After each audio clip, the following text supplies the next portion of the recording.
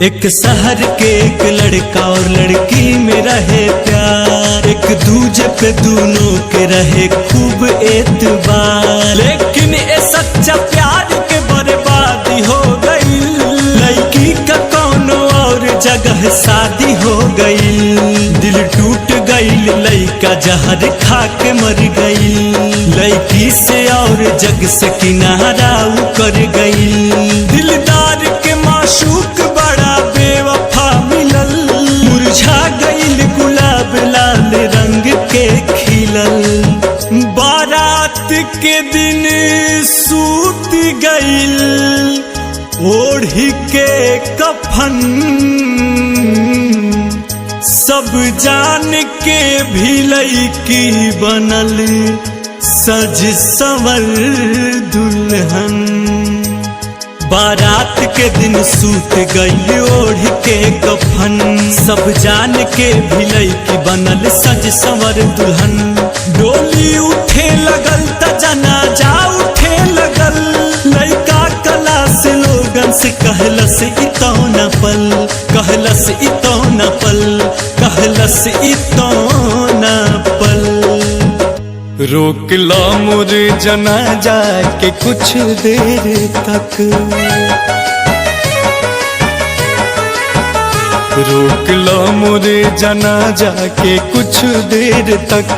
पहले डोली तौन कर गुजर जाएगा, रोक लो मोर जनाजा के कुछ देर तक। पहले डोली तौन कर गुजर जाएगा, रोक लो मोर जनाजा के कुछ देर तक। रोक लो मोर जनाजा के कुछ देर तक। पहले डोली तौन कर गुजर जाएगा, पहले डोली तौन कर गुजर जाएगा।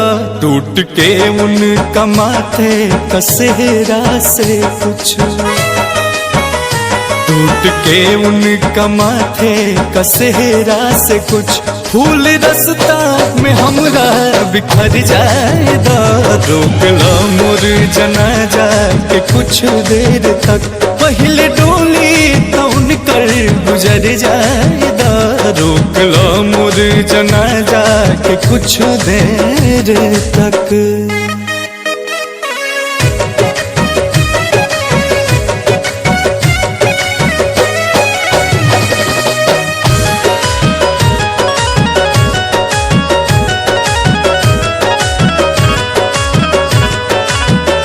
चेहरा उनका रे ढकल बात घूंघट में, आज मुहबा हमारो कफन में छुपावल गए।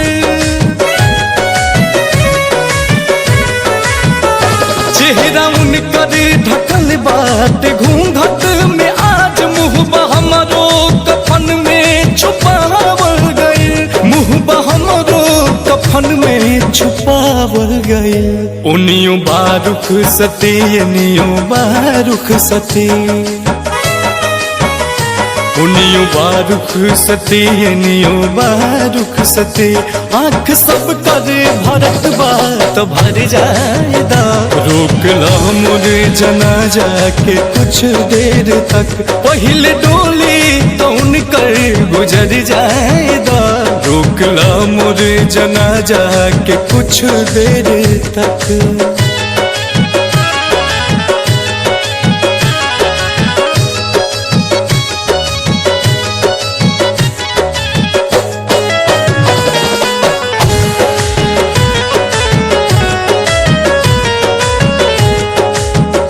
छोड़ के जात बानी ये दुनिया के हम, आज उनकर नया एक दुनिया बसी।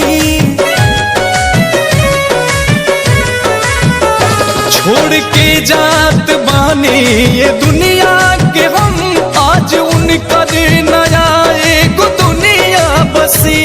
आज उनकर नया एक दुनिया बसी। मौत के ना कर हमरा अफसोस तू, मौत के ना कर हमरा अफसोस तू।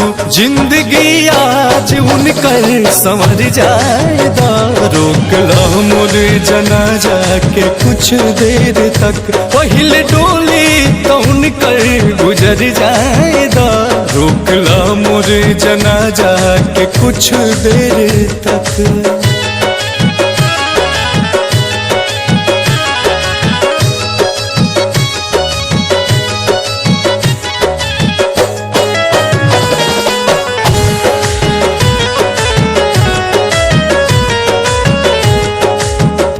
लाल जोड़ा के रंग अब ही औरी खिली, उनका विदिया के लाली बढ़त जात बा। लाल जोड़ा के रंग अब ही औरी खिली, उनका विदिया के लाली बढ़त जात बा। उनका विदिया के लाली बढ़त जात बा। हमरा अरमान के खून के रंग से, हमरा अरमान के खून के रंग से उनकर मेहंदी के औरे निखर जाएदा, रोकला मोरे जनाजा के कुछ देर तक पहले डोली तो उनकर गुजर जाएदा, रोकला मोर जनाजा के कुछ देर तक।